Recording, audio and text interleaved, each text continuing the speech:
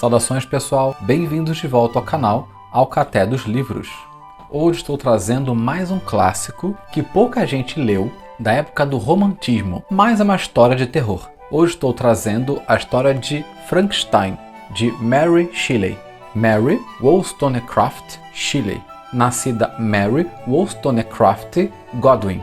Espero que seja assim que se fala. Ela nasceu em 30 de agosto de 1797, em Londres. Ela ficou muito mais conhecida como Mary Shelley, ou Mary Shelley, não sei. Ela foi uma escritora britânica, filha do filósofo William Godwin, e de uma das primeiras feministas conhecidas na Inglaterra, e que também era escritora, Mary Wollstonecraft. Mary Shelley foi autora, dramaturga, ensaísta, biógrafa e escritora de literatura de viagens. E ela ficou mundialmente famosa pelo seu romance Frankenstein, ou O Prometeu Moderno, o qual ela escreveu em 1818. Ela também ficou conhecida por editar e promover o trabalho de seu marido, que foi um poeta romântico e um filósofo, chamado de Percy Shelley, com quem ela se casou em 1816. Vale ressaltar que Mary Shelley teve uma educação muito diferente do qual as mulheres tinham na sua época. Ela foi incentivada desde sempre a ler, a escrever, a estudar, e na sua época não era uma coisa muito comum, até porque as mulheres eram vistas como inferiores e menos inteligentes do que os homens. Mas, por culpa de seus pais, que eram um filósofo e uma feminista, ela sempre foi incentivada a expressar a própria criatividade. Mary Shelley faleceu no dia 1º de fevereiro de 1851, com 53 anos. Esta é uma edição da Príncipes de 2019. Dá para perceber que as páginas são amareladinhas, daquele jeitinho que eu prefiro, e com fontes de bom tamanho e bons espaçamentos. Esta edição conta com a tradução de Silvio Antuña. É importante ressaltar que nesta época estava tendo muitas descobertas científicas e a ciência estava avançando cada vez mais. As pessoas possuíam muito fascínio para descobertas que estavam acontecendo, como por exemplo a eletricidade. E vamos já no início da resenha falar que tem uma diferença abissal entre a versão do cinema de Frankenstein para a literatura. É uma diferença gritante. Aquele ser com parafuso na cabeça, com uma cor estranha, que fala por grunhidos, aquilo não tem lugar neste romance. Aquela famosa cena de estar vivo com eletricidade também não existe neste livro. O cinema fez uma releitura de Frankenstein com um enredo que, embora aparente ser similar, ele é completamente diferente, o desenrolar diferente e o final completamente diferente também. Sinceramente, eu fiquei muito surpreso com as diferenças que tem neste livro para a versão que existe no cinema. Até então, a versão do cinema era a versão mais impressa na minha mente de como era essa criação do Frankenstein. Tirando, é claro, do seriado Penny Dreadful, que eu achei uma representação ótima de um Frankenstein, e também de sua criatura. Esta versão da literatura é a prova que Mary Shelley era uma mulher extremamente talentosa, sensível e genial. Ah, e mais uma diferença. Quando a gente fala de Frankenstein, não é a criatura não possui nome no romance. Victor Frankenstein é o personagem que cria esta criatura, essa forma de vida inanimada que ele traz à vida. E é legal a gente ressaltar que nesta versão da literatura, que é a original, Mary Shelley ela reflete muito os homens de sua época, inclusive, se não principalmente, os poetas românticos que ela conheceu, incluindo seu próprio marido e também o famoso Lord Byron, que embora fosse muito talentoso e famoso, era no mínimo uma pessoa problemática, mesmo na sua época. Mary Shelley e seu marido, ao que parece, tiveram um ótimo relacionamento e um casamento duradouro. Mas algumas ideias de grandeza que o seu marido apresentava e conversava com ela sobre, inspiraram essa ideia um pouco de arrogância, essa coisa do fogo de Prometeu. Até porque o poeta se comparava ao próprio titã Prometeu. E juntando isso com a sociedade machista e de homens muito arrogantes de sua época, ela criou esse personagem, Victor Frankenstein, o qual queria ter em suas próprias mãos o fogo de Prometeu, o fogo roubado dos deuses, o segredo da vida. Aliás, este é um título alternativo que não veio nesta edição, é uma pena, mas que acompanha o título de Frankenstein, que é O Prometeu Moderno. Justamente por essa analogia do Frankenstein, ele querer descobrir os segredos da vida, do além, através da ciência. E isso foi comparado com a ideia de Prometeus roubando o fogo dos deuses e dando aos homens. A história, ela remonta à vida do Victor Frankenstein. É uma história epistolar, ou seja, toda a história é contada através de cartas. Nós começamos o livro com um personagem chamado Walton, que está buscando glória. Ele quer explorar lugares que ninguém nunca foi. Então ele tem uma tripulação, um navio, e ele está indo para os lugares mais inóspitos da Terra. E nós sabemos da história dele porque ele envia cartas para sua irmã, Margaret, contando tudo o que acontece nas viagens.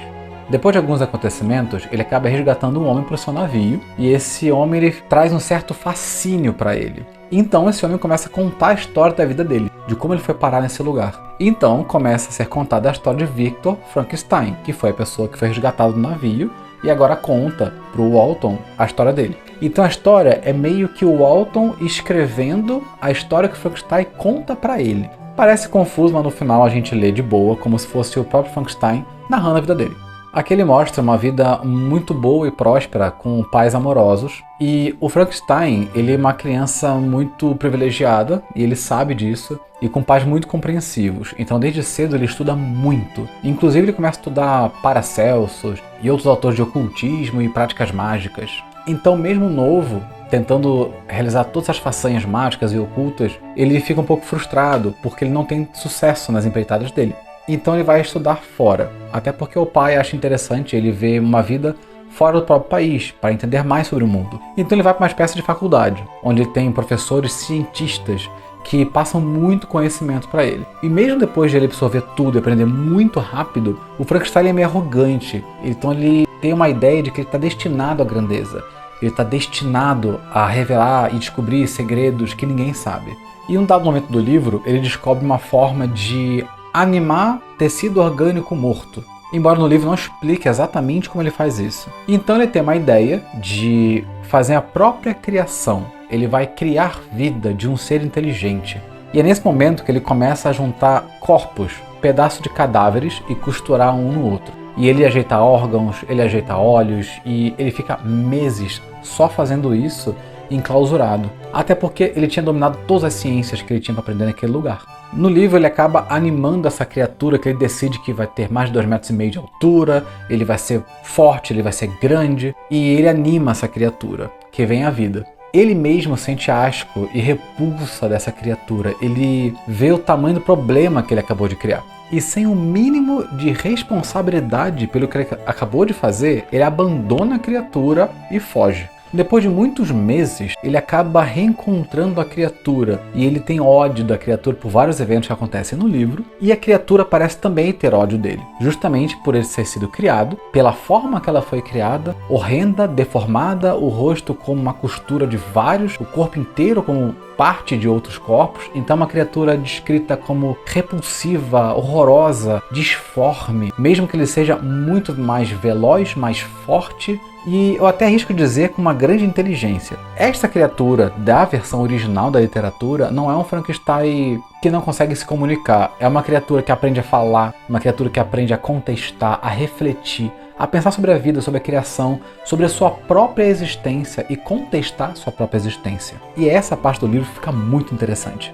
Então essa criatura, ela confronta o Victor Frankenstein. E ele, com ódio, acaba ouvindo a criatura, entendendo, até se sensibilizando, mas ao mesmo tempo com uma repulsa e um ódio profundo à criatura. No livro acontecem várias coisas, não vou dar spoiler, porque é uma história, não é muito comprida, mas é uma história que eu acho que pode perder um pouco a graça se eu revelar algumas coisas. Mas a criatura, ela começa acreditando em virtudes, e ela é o tempo todo hostilizada pela humanidade. Ela é agredida pelos seres humanos, ou que foge de desespero, ou que atiram nela, ou que batem e jogam coisas nela. E aí a criatura começa a contestar sobre a criação. Tem uma parte muito legal em que ele volta para o Victor Frankenstein e diz que até quando Deus criou o homem, ele criou o homem e a mulher para ser a companheira, para ele não estar sozinho nesse mundo. Eles tinham um jardim e um paraíso. Ele fala, eu não tenho nada, eu fui criado por você e largado no mundo completamente hostil. E aí a criatura se revolta contra o seu criador, contra a humanidade, mas ao mesmo tempo a criatura ainda deseja ser feliz. E esse livro traz reflexões maravilhosas, tanto sobre a arrogância humana, quanto o desenrolar filosófico que a história tem, que é muito rico.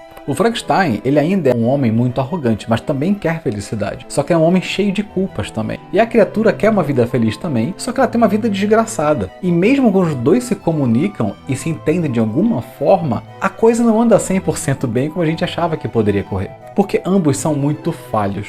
Então o livro, ele é extremamente extremamente sensível. A criatura fala coisas que nós ficamos sensibilizados. O Victor Frankenstein sofre, e embora a gente fique com um pouco de raiva dele porque ele sofre, a gente reconhece o sofrimento como genuíno. E ele tem vários parentes, ele tem pessoas que ele ama, são pessoas que fazem a vida dele serem melhor. E a criatura não tem. E então começa uma trama que vai virando uma tragédia, até porque é um livro de terror, de tragédia, embora ele não aterrorize a gente com coisas nojentas, absurdas, ele sensibiliza a gente para chocar em seguida, ou para que a gente lamente os acontecimentos como eles vão acontecendo. E mesmo assim, as conversas filosóficas, as descrições das coisas que os personagens sentem, o que motiva os personagens a mudarem suas atitudes, ou começarem a agir de alguma forma, ou continuarem a agir de alguma forma, eu acho extremamente rico nesse livro. Esse romance nos traz sentimentos ambíguos, porque não há mocinho ou vilão no romance. Basicamente, os dois fazem coisas horrorosas e ao mesmo tempo muito belas, e os dois têm intenções boas, embora o Frankenstein fique meio assim nas intenções que ele tem. Mas basicamente, o desenrolar da história é muito sensível e muito bonito, ao mesmo tempo que ele é muito triste e às vezes choca a gente. E sem falar que o desfecho da história, o final desse livro, ele é muito bom. E a relação que a criatura e o criador, eles mantêm durante o livro, que se transforma durante o livro, é muito poético. E também acredito eu que isso traga uma referência muito interessante, tanto entre a mitologia grega, com o fogo de Prometeu, quanto o da mitologia cristã, com o mito da criação. Eu acho bom dar uma citada que, como é uma obra da época do romantismo, não quer dizer que é uma história romântica no sentido de amor. E sim, que é uma história dessa escola literária e que traz um certo terror, um exagero de sentimentos, situações muito tensas e intensas. Então fica a dica, para quem nunca leu Frankenstein, leia Sim, Não É Clichê, é completamente diferente da versão de cinema. Fica a dica então, Frankenstein, de Mary Shelley. É isso pessoal, espero que tenham gostado, mesmo com o sol estourando na minha cara. Deixe aqui nos comentários o que vocês acharam sobre essa resenha, sobre o livro, se vocês já leram esse livro ou se pretendem ler também. Deixe sugestão de livros que vocês querem ver de resenha aqui no canal, belezinha? Como de costume, eu vou deixar o link aqui embaixo na descrição para quem quiser adquirir este livro ou uma outra versão. E lembrando que se você comprar pelo link na descrição, você também ajuda o canal, belezinha? Não esqueçam de deixar aquele joinha, se inscrever no canal para que o canal possa crescer com mais qualidade. É isso pessoal, muito obrigado por ficar até aqui e até o próximo vídeo.